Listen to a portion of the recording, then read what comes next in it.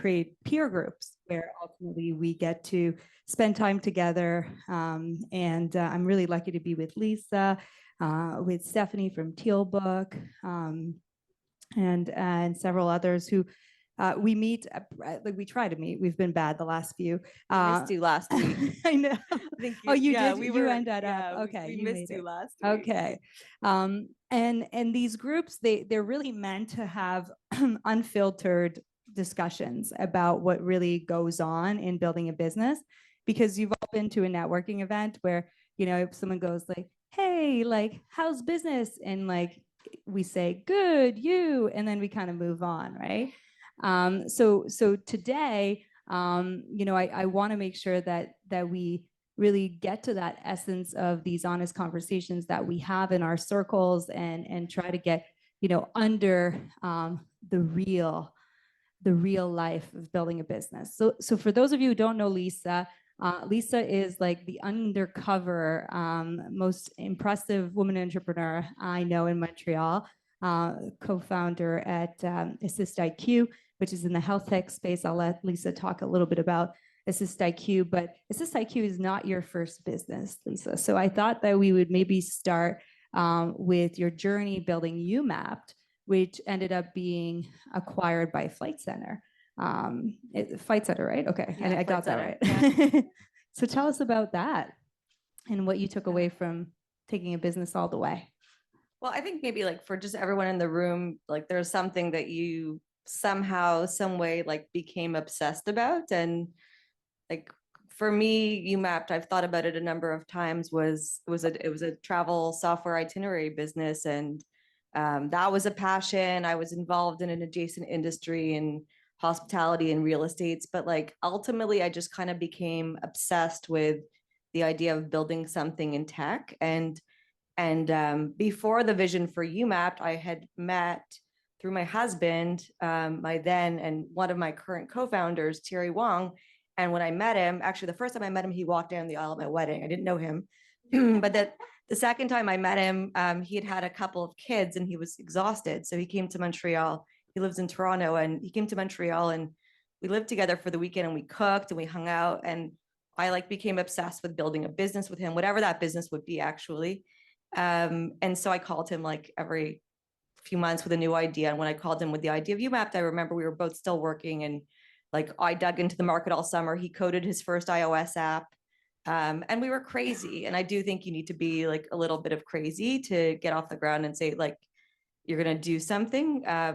But we saw something at that time, which was really around just the fact that this whole industry was shifting into mobile, which was previously very paper-based, like very static.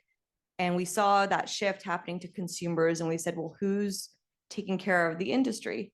Anyhow, that's a little bit of the story of UMapped. And yeah, 5 years later, it was acquired by Flight Center Travel Group, which was just an awesome culture and place for our team. One of my right hands building that business took over and led the company, honestly, up until recently. And so it was a great experience.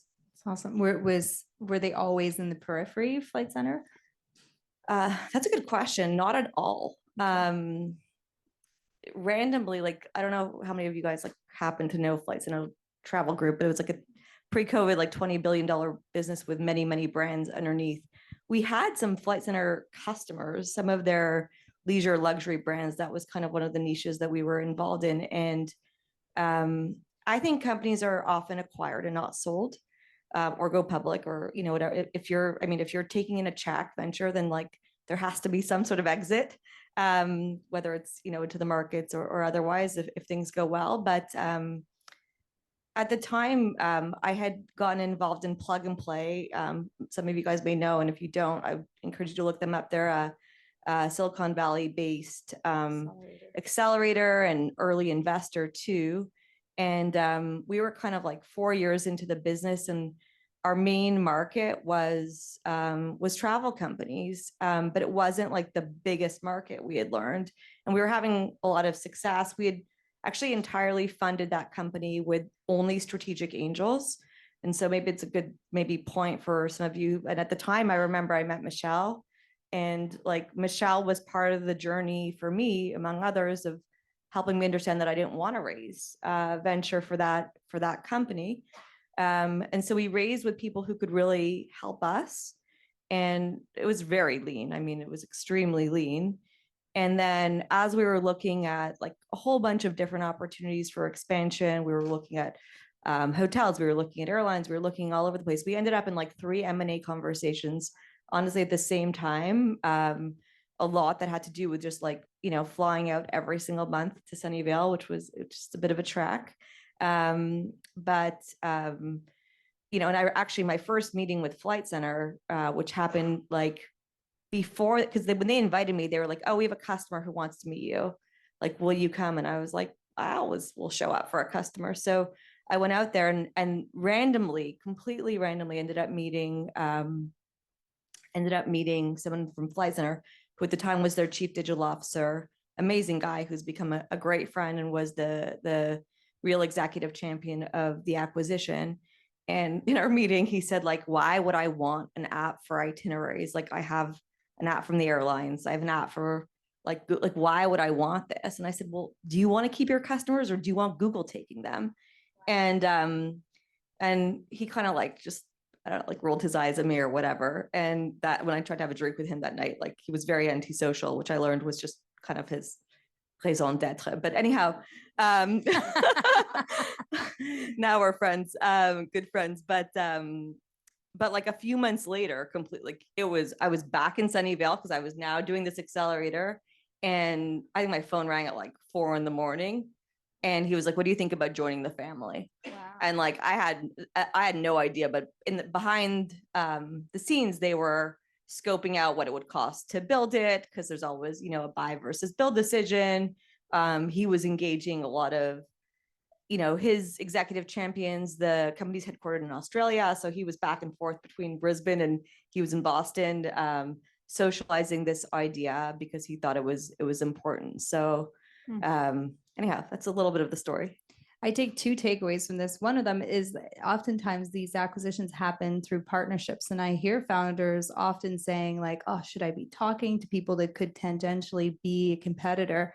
And in this case, you were bold, which we talked about already. And they ended up, doing the math that if they were going to invest in that, they should invest in your team. So hopefully that's helpful for folks to take away as they're thinking about building partnerships. So you exited a travel tech company and then you jumped into healthcare because that was like obviously very natural. Tell us about that. Well, the truth is I took a bunch of time off and hung out with my kids, which was like really, really great. And I encourage everyone to do that if you can find a time just to, like unwind, like as you're building, like it was really good for me to take a break. I couldn't really do like exactly nothing though. So like I had this amazing ritual with Thierry and Mandeep, who Mandeep's a good friend who we tried to convince to build UMAP with us. And I always say he built a lot of the hard stuff. And, was a big part of our story, but he wasn't a co-founder with us. And so I said, if there's something worth building again, like Mandeep will say yes. Mandeep, for full disclosure, is Mona's husband. But I didn't know Mona at the time. And so like Mandeep, Thierry and I would get together and like just talk about what could excite us again. And we kind of had like a list, of kind of guiding principles, I guess. And one of the things was, because we knew how hard it was. It was like, this time it's got to be like an even bigger market. And I think also just with the, with the outcome we had, we wanted to make sure that whatever we were building was something that in a way could be like a legacy, like that we could be very, very proud of. So like, just in terms of something that we would build, not that we weren't proud of UMAP, but like, I don't know, for me, like it had to be sort of something bigger. And we did dabble quite a bit in like a few travel adjacent ideas, but like Mandeep and Thierry have a background in finance. I had worked in like hospitality and real estate before. Like we've all been doing different things. And so I think what matters most is that you become obsessed with the problem, not so much the industry. Although, like, don't get me wrong, if you acquire subject matter expertise, like there's a lot to be said about like staying in one vertical, but I don't know, it's just not been my path. Anyhow, we were actually prototyping a travel adjacent business. And like I had a personal crisis in my life. I lost my dad pretty suddenly, and I just the next day woke up and said, I don't want to do this anymore. And I actually so I told them both and said, I'm out, and like, please continue. And they were like, nah, we'll just figure out something else to do. So that's just a little bit of like, to me, not exactly your question of healthcare yet. I'll get there. But like the importance of like who you build with, I think it's actually like everything. And healthcare. So Moish, our other co-founder, who's our chief medical officer, he's a surgeon, but also a serial entrepreneur. He's involved in a lot of great startups, especially around medical devices. He really was the one who brought us into the vision for AssistIQ. I think it was the 6th or 7th idea he had called me with during that year. And I always would say, like, I don't know about this industry, like go find a healthcare CEO. But when he called me, it was like a Saturday night, and like, it's a bit random, but like we're neighbors, but we were both outside of Montreal. And so he called me and he's like, click on this Zoom link if you're not busy right now and get a glass of wine. And he had a pitch deck.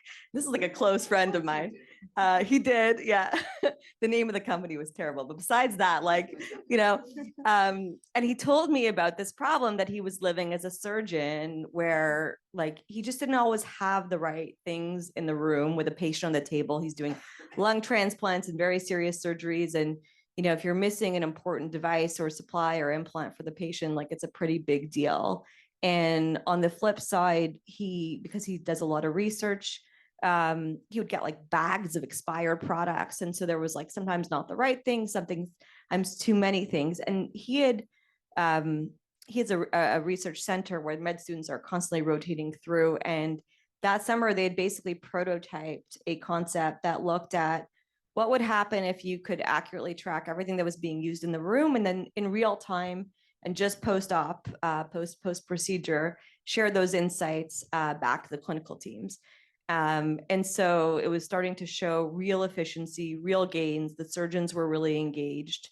And I, like, when we started just like quick math, and I will admit, like, Moish had some pretty good math on that first slide deck, I was like, holy crap, like this is actually a huge problem. And on that conversation, I said, I just can't imagine someone hasn't solved this yet. Like how has no one solved this yet? Because I really knew nothing about the business. But the first thing I said to him was like, well, I said, you have me kind of like at least intrigued, but you'll have to pitch it to like my work husbands to see if like they're into it, because they're gonna have to build it. I'm not an engineer. I don't know how to code. And so that was like really the start of it, I guess. That's amazing. You're a toughie. That's all you gave him. You got me kind of intrigued. I love it. And so you're like a sales CEO. Like every time I talk to you, you're on a different flight going to meet some customers. And it's interesting because like you don't have that medical background. So I want to make sure we touch on that. Like, how do you kind of develop that? And on that note, the very early on, you got a pilot with Shum, which is really, really important to the growth of the company. So how did you get the attention of this? Yeah, this is maybe like, I'm going to try to see if I could translate this one to like maybe where any of you guys are at if you're early in your thought process. So like the Shum was a pilot, but actually like, I'll just maybe share one more sort of important point. Like at that point, we hadn't decided on building a company. It was like a project maybe. And actually what had happened later, that a few weeks later, we went to a 7 a.m. meeting at the Shum with the CEO and his leadership team. Moish presented his research. Thierry thought he was on a trip with his family having fun, but he was soon going to find out that we were really about to build a new company together. And the CEO basically pitched it back to us, and like why the time was now. And Moish said, well, I'm a surgeon every day. Like I do surgery every day. Like I don't know how to build this technology, but like we have a vision for AI to really do this very differently in the industry. And like, if you would open up your doors, if we can open up our doors, I have a team who's willing to look at it. And so like, we, even at this point, did not know if this was going to be truly a company. We just knew that we wanted to like give it a look. And I say that because I think sometimes like those first 6 months, 12 months you should sort of have certain metrics to decide, like, are you going to build a company? Do you want to capitalize the company? What does that look like? And for us, the SHUM and was critical in our decision to at least set up a corporation. Why? Because we needed a grant, to get it kicked off. And we were able to, along with the SHUM, basically go after, get some non-dilutive financing, put in a bit of money, get it kicked off, and really just start learning the market. And that learning of the market combined with just the ability to actually build out the tech with clinicians, with finance people, with supply chain procurement people, like those are all of our stakeholders. Like that was what we needed in that industry. I know other industries are different. Our last company was not so involved, but like certainly, I don't know, any healthcare people here? Maybe not, but like that's what we needed to be able to really build out the right first product. And again, the pilot became like a part of that, because if we didn't have success, like who were we to kind of go out and fundraise? And I think actually at the point, Michelle and Alex, who supported us, from day one, that was the point where we already had McGill interested. We had our first US pilots getting ready to go. So like we already knew that there was like a spark. We had a first, I guess I could call it a product. I don't know if it was quite a product, but it kind of looked like a product back then, right? Yeah. I mean, we could demo something. I mean, there was something there. I mean, it was in the lab. But at least we knew that we could, get into the US market and have some repeatability. Maybe just going back to the prior conversation in Canada, which then sort of, and at that point, honestly, if we would have been able to continue funding it ourselves, we probably would have. I just thought that, and we might have been able to for a minute longer. And I don't know, maybe that was a mistake, but I don't think so, because we just wanted a bigger team around the table also to help us figure out and guide like how we brought this company to market. And I think like I knew that if we were going to build this company, this was not going to be a bootstrapped or angel sort of, funding mission, because the market is just too big and too complicated. And so it made sense to get, like, I thought, the right early investors, and we were really lucky to do so. I should give a shout out to Alex. Alex is an investor at N49P and also the founder of TechTO, or co-founder of TechTO. So that's who she means. Also my boss, I like to say that. So going into sales, like any tips for the women in the room who, need to close some big deals like that? And what's your tricks? I mean, like we were first getting started, like it was not so much about selling. I mean, of course, it's always about selling, but like, it was really about like learning and market validation. And so I always thought that, like, especially when you're starting, like, it's like, hey, we're working on this, like building out this problem. Like, could you give us some feedback? And so that approach worked a lot, just to like get certain attention. The other thing that we did a little differently, and if like you have any like sort of industry or accelerators that could make sense, is we did get some support around, like, again, you were asking, like, I have zero healthcare background. Like, so what do we do? And so early days, I said to Mandeep and Thierry, like, let's join Sontech. It's like this, accelerator based here in Montreal. They're now over at XO, which is an awesome place where AssistIQ has our office, and for entrepreneurs. And like, they had a med tech, cohort. And like, they were trying to teach everybody like all the things. And I found a friend who did us a favor, who let us like just do like just the med tech sort of portion. And so once a week in like that first year, we would go for, 4 hours and just sort of get feedback from some great entrepreneurs and residents who had some good background. And then very quickly we were like, okay, we're not getting the value we need from there. Like, who else is in town? And then we found CTS, which is like another health tech sort of focused thing. And then we said, well, we want to race to the US market. Like, who can we get help from? And then we found CTA. And so like just broadening your horizons. And that's like very much, I think, if you're in like a B2B and like, it's very difficult to break into the healthcare market. So like, we needed that approach, and not saying that that's necessarily the approach, but like, even if you're in a, SMB business or like B2C business, I think just like finding the path to your customer, I guess, would be the simplest way of saying it. And just trying to get as much market feedback as you can. because ultimately your job is to figure out like, what am I supposed to be building? And like, what problems am I really supposed to be solving? I mean, our core idea, and I haven't really told anybody what AssistIQ exactly is today. I told you a little bit about like what Moish thought it should be, but like what we found through a lot of market discussions was that the technology or lack thereof that was being used in these very high cost in the US, very high revenue areas of the operating room and high cost procedural areas was just really dated. It was manual barcode scanners and paper and manual entry into electronic healthcare records, and the underlying data that existed in the hospital's ERP system was causing a lot of friction. And so like when we started looking in and around the stream, we were like, oh, this has gotta be like a vision-based solution. I remember Mandeep coming and being like, we have to do this with computer vision, like day one. And so as we started like forming our idea for what this could be, how could we, make this frictionless? How could we make this something that's like delightful for clinicians? That was really like our guiding force, because the more hospitals we spoke to, the more we heard it's broken for like the clinician. And then as a result, the hospitals would have really crappy data. And that was what was causing them to overbuy or underbuy or have all of this data. So I think just get out there and get as much feedback as you can. Are you as obsessed with that problem than the problem that you lived in travel? Like, I think I'm much more obsessed with it. Because it's bigger? Like, why?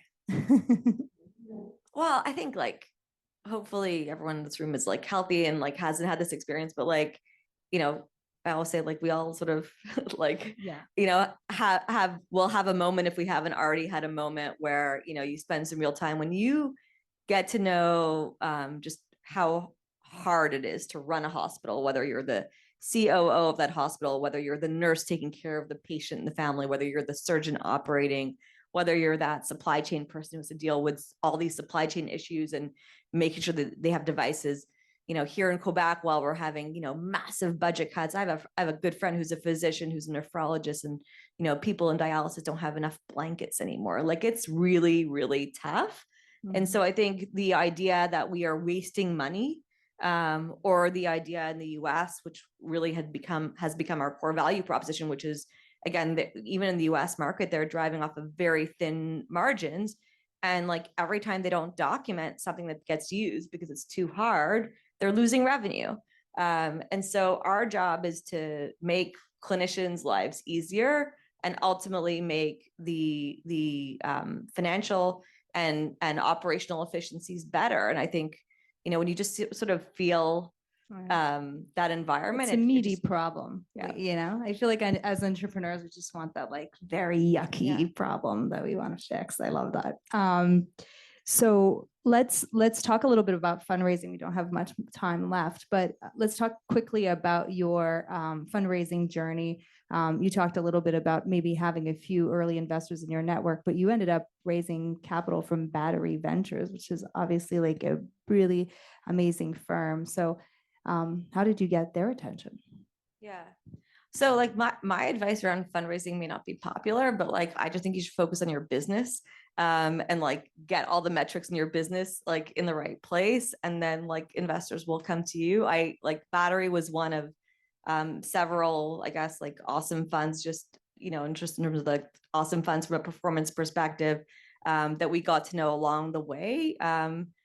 Like I think Olivia, who now sits around our board, called me a few years ago when she had a thesis in healthcare, and we just exchanged ideas and built a relationship.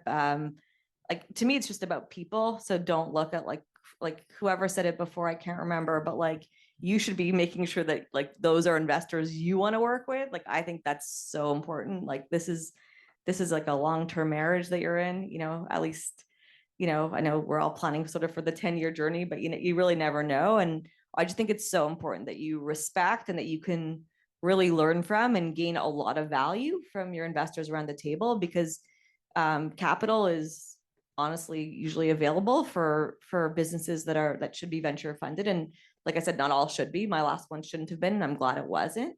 I think it's like mostly about making sure you have the right fit and not like necessarily meeting investors when you need the money, but just like building that relationship.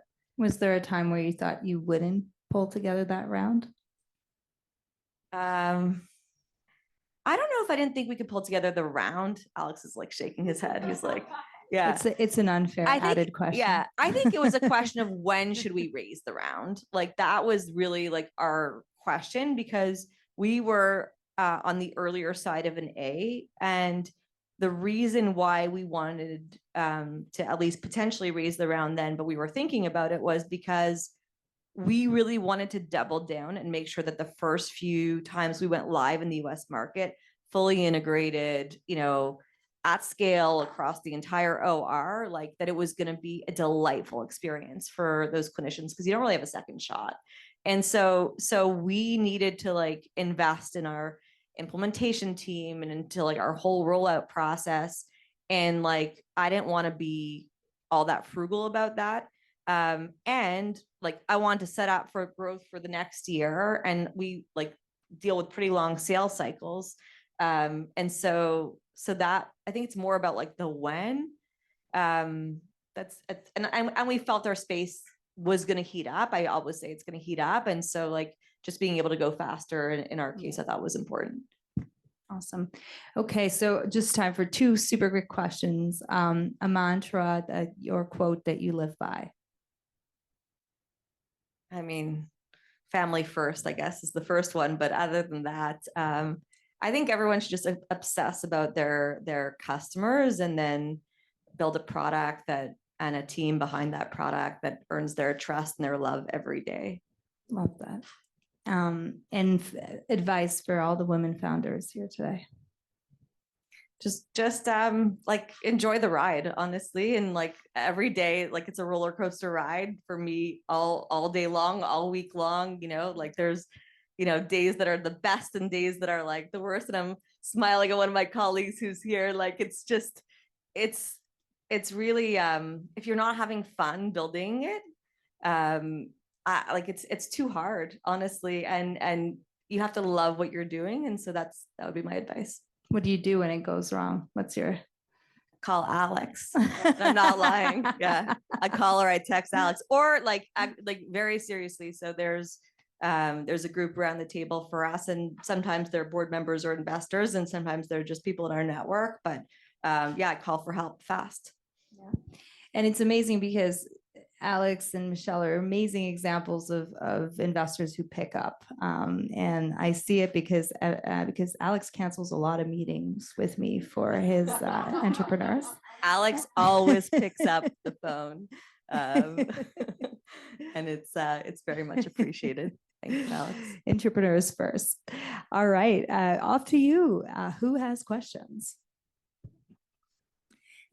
Hello, I'm Marie. I'm leading Women Alliance in AI Entrepreneurs Alliance on LinkedIn. So please follow our page on LinkedIn, AI Entrepreneurs Alliance.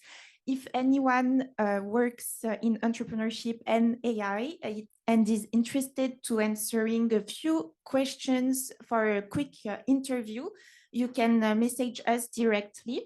So I'm also the founder of a great startup teaching languages with immersive technologies and generative AI. It's called Linguosphère. So Lisa, right now I'm at StandUp Montreal in the acceleration program. It's 8 weeks, so it's like 4 weeks left. It's more a personal question, but I think it can serve also everyone. I'm at the point wondering, because I'm focusing on project pilot with companies right now, wondering if I should join Propulsion, the next program of SunTech, or if I should do another one. I sent my application to MT Lab as well. What was your thinking with choosing the system who supports you when you were at that stage? Yeah, well, I think like Propulsion is awesome if it's the same as when we did it, just because like it's very a la carte. So at that point, like you're just getting some some infrastructure, which like, I don't know how Suntech has changed or if there's anything at Exa available, but like we had access to their office space. We were able to meet there. You had some grants that were a part of it. There's always many grants. By the way, just like shout out to Deloitte. I know Steven's in Toronto today. He and I were texting today, but I know Deloitte sponsored the event. And for all of you startups, everybody should know Steven Lopez and his amazing team here at Deloitte, because they're amazing when it comes to helping to find non-dilutive financing. And we could not operate without them. And we met them through Michelle and one of the stand-up events that you guys had organized. So I think Propulsion is a no-brainer. And I also think like just do whatever's going to get you closest to your market. So like for us, that meant like we were very big into like a la carte things, and things didn't take up like fixed amounts of our time, because anyone who knows me knows like I have like obsess about like not wasting time on nonsense. I think like you really have to micromanage your day to make sure you're working on the most important stuff. And so any program that like didn't have a lot of like fixed requirements, but that could get us access where it was interesting. So like the one we did through the CTA, which is Canadian Technology Accelerators, had like a specific health tech band. They did a New York, Boston, San Francisco thing. It was like pretty lightweight. And we met mentors there who changed the game for our company. I mean, like completely changed the game. One of them became our executive champions at one of our largest partners. You know, he's the COO of one of the hospitals at Northwell Health, which was like a big marquee opportunity. So like you have to show up, I guess, like that's maybe the other thing. But also like if you find things not adding value, just stop going, or like don't go anymore. So like don't worry about like booking something, or you know, I mean, it has to be for you. It has to be serving you.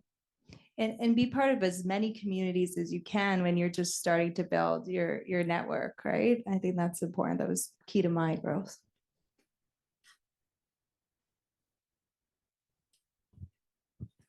Hi, I'm Pauline, co-founder of Hint. We're building a B2B SaaS solution to help guiding the creative process and facilitate access to information in a creative context. I want to talk about, you mentioned that you had a long sales process. One of the client segments we're currently working with is also a long client sales process. How did you show to potential investors that you still have market potential even with those long sales process?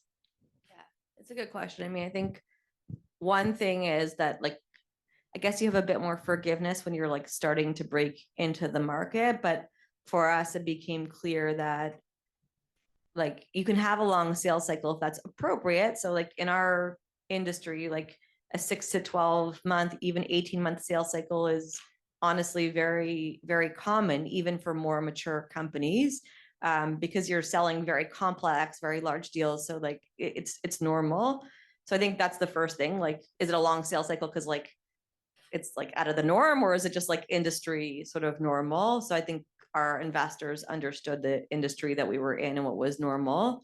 But especially like if you're trying to break into a market, I think like what I take from your question is like, how do you break into a market with a long sales cycle and then also know that you're not wasting your time, like that you're going to like get those first few deals. And like for us, it was about like finding the right team around the table to really be able to break into the market and get access, because it's very hard. And so I remember calling our investors, and we had pretty much like all the money in the bank that we had raised. Like we'd barely spent $1 from our first round. And I was like, I think we're going to go raise some more money. And like the reason why was not capital, was because we didn't really have the team around the table to go to market in the US, which is what we all wanted to do. And so we went and found the best investor that could help us to do so. So I think like if you are in a long sales cycle, I think just even more so, because like, you know, fail fast. Even more so, I think important just to make sure that you arm yourself with people who can break into that market, whether it's an advisor or a board or investors or whatever. It doesn't have to be someone investing into your company, but like just because otherwise you can spend a lot of time. All right, very last. Oh, Alex. Oh. I don't know. Entrepreneurs first, Alex. Hi, my name is Dr. Lamia Gilif. I'm CEO and co-founder of Sahara. We developed a device. We are a femtech company, and we developed a device that targets ear acupressure to reduce perimenopause symptoms. And my question is, what the criteria you put on the basket when you choose the right investor for you? Thank you. That's such a good question. I'll just tell you how I think about it. Like, a lot of it is my gut. Like, do I want to go for dinner? Like, do I enjoy you as a person? Like, do I appreciate you at the beginning? That's sort of like, and that criteria stays till the end, I think. But like at the beginning, and then of course, like you look at like, well, what have they done? Are they a general investor? Are they really specific to your industry? Like, where can they add value? And so I think for every one of our investors, we found something that we thought, like, where we thought they could really add value to our business. So we hopefully get along really well, because we're going to do something really hard together, and they could like really add value to your business.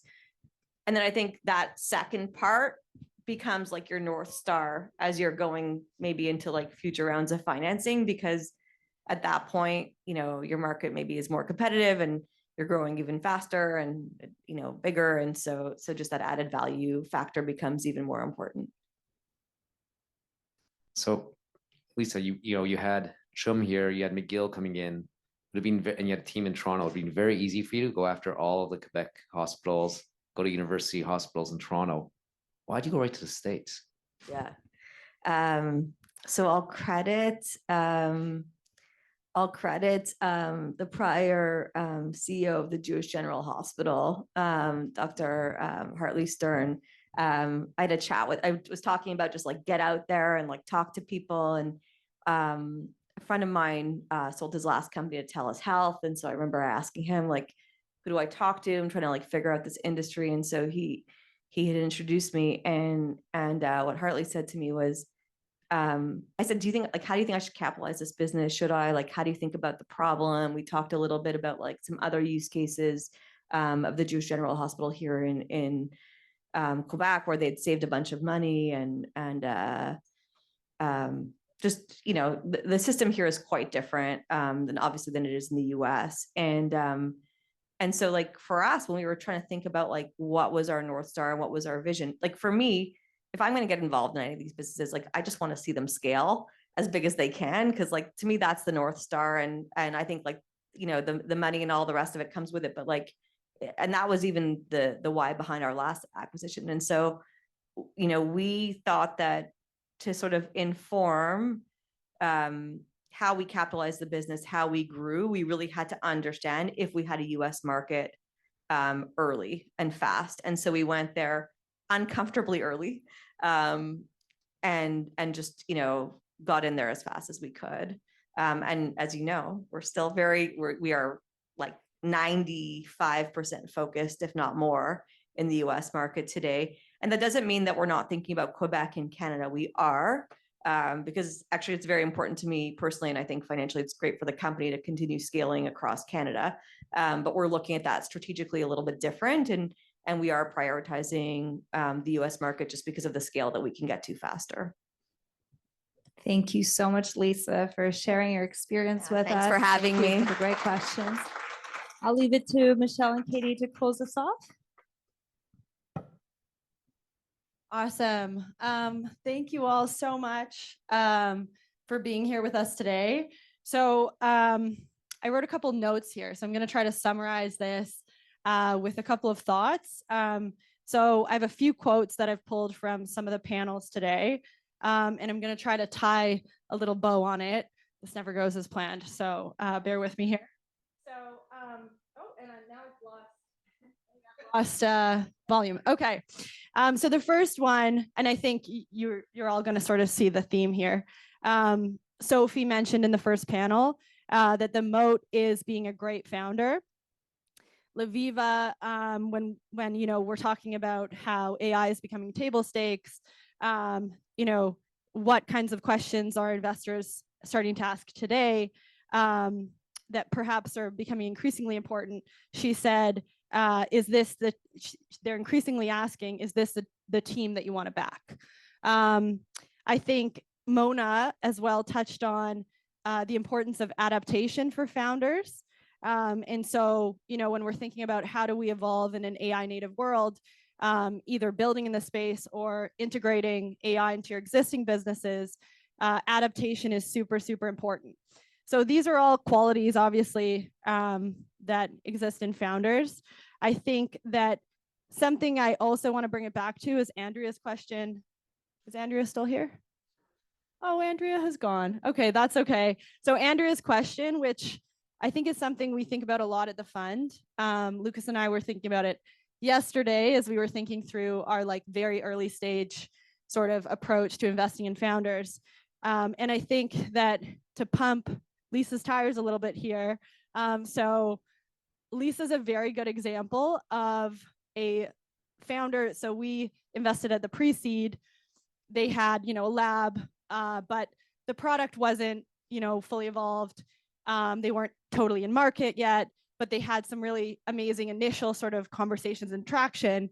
But I think what really stood out is Lisa as an entrepreneur and the founding team that she had around her. And so I wrote a couple of notes about some of the qualities here that stood out. So she's relentless. She's obsessed. She mentioned that a couple of times during her talk. Her bar for people is incredibly high. She's crazy work ethic. But I think one thing that, just to touch on Andrea's question again, at StandUp, we don't think that women founders should have to evolve to sort of fit a mold. And something that Lisa brought to the table alongside incredible ambition is this amazing realism. So she is so grounded in reality, and she sees around corners, and she's not full of shit. And no, but in all seriousness, I think, she's not, showing these crazy projections if she doesn't think that she's able to achieve them. I think what's been amazing is that over the past few years, she says that things are going to happen, and they actually do happen that way. And when they're starting to sort of go off the path, she's the first one to be transparent and figure out a plan to sort of still hit the goals that she wants to achieve for her business. So all of that to say, founders are obviously incredibly important, but I think there is a way to be recognized by VCs for the qualities and characteristics that women often possess. So that incredible ambition, but also that grounded in reality, approach to building. So all that to say, thank you again to our amazing sponsors. Deloitte and CIBC are great partners to us. Obviously TechTO, Alex here as well, Marie. And then I think I'll, Phoenix, hey Phoenix. And I think I'll pass it to Michelle. Okay, I'm wrapping up. So, et aussi, je dois pratiquer mon français. Si quelqu'un veut pratiquer avec moi, come find me. So that's